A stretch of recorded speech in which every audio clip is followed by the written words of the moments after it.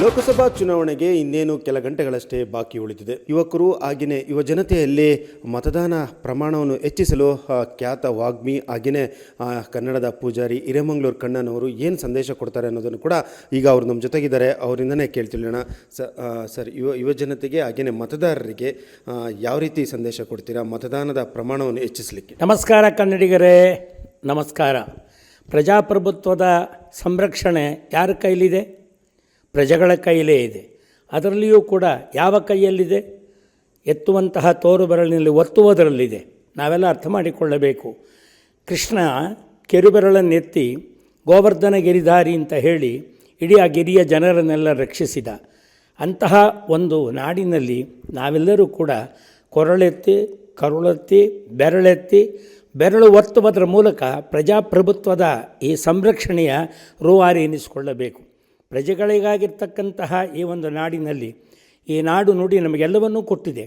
ಆದರೆ ನಾಡು ನುಡಿ ನಮಗೆಲ್ಲವನ್ನು ಕೊಟ್ಟು ತಾನು ಅಪೇಕ್ಷಿಸುವುದು ಒಂದೇ, ನಿಮ್ಮಿಂದ ನನಗೊಂದು ಮತ ಕೊಡಿ ಎಂದು ಕೇಳುತ್ತಿದೆ. ಅಂತಹ ಮತವನ್ನು ಕೊಡುವಂತಹ ಈ ಒಂದು ಸ್ವಾತಂತ್ರ್ಯ ನಮಗೆ ಸಿಕ್ಕಿದೆ. ಉತ್ತಮೋತ್ತಮ ಪ್ರಜಾಪ್ರತಿನಿಧಿಗಳನ್ನು ಆಯ್ಕೆ ಮಾಡತಕ್ಕಂಥ ಜವಾಬ್ದಾರಿ ಪ್ರಜೆಗಳದು. ಆದ್ದರಿಂದ ನಾವೆಲ್ಲರೂ ಕೂಡ ಈ ಸಂದರ್ಭದಲ್ಲಿ ಒಂದು ಅರ್ಥ ಮಾಡಿಕೊಳ್ಳಬೇಕು. ಏನು ಹೇಳಿ? ನಾವು ಹುಟ್ಟಿದಾಗ ನಮಗೆ ಉಸಿರಿರುತ್ತೆ, ಹೆಸರಿರುವುದಿಲ್ಲ. ನಮ್ಮ ಹುಟ್ಟಡಗಿದಾಗ ನಮಗೆ ಹೆಸರಿರುತ್ತೆ, ಉಸಿರಿರುವುದಿಲ್ಲ.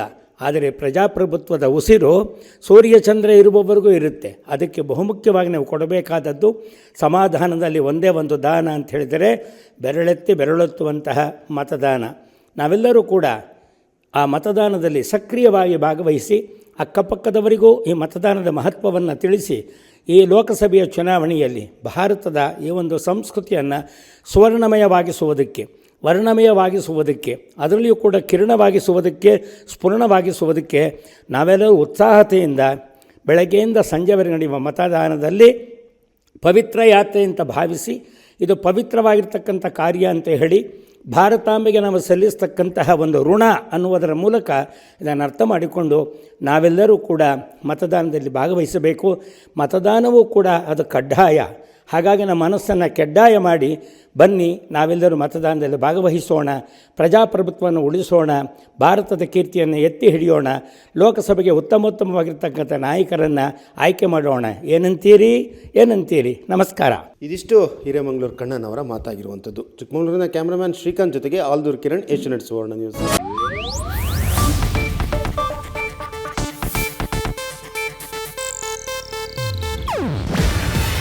ಇದು ಏಷ್ಯಾನೆಟ್ ನ್ಯೂಸ್ ನೆಟ್ವರ್ಕ್ ಪ್ರಸ್ತುತಿ. ನೀವು ನೋಡ್ತಿದ್ದೀರಾ ಏಷ್ಯಾನೆಟ್ ಸುವರ್ಣ ನ್ಯೂಸ್.